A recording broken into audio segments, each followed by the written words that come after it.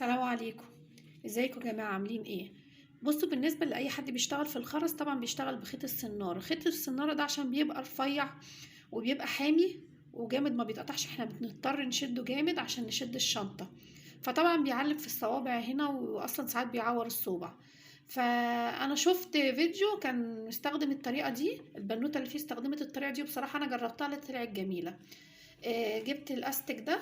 الاستيك اهو ده كده، هو عريض. المتر بتاعه ب12 جنيه، يعني هتجيبي نص متر، ده نص متر وانا واخده منه كمان. هتجيبي نص متر، هتقطعي حته على قد صبعك، هتقيسي كده وتقطعي منه على قد صبعك، وهتجيبي خيط وابره وتخيطيه، وهيبقى كده اهو. تلبسيه بحيث ان انتي شديتي ما شديتيش تبقي حميتي صبعك.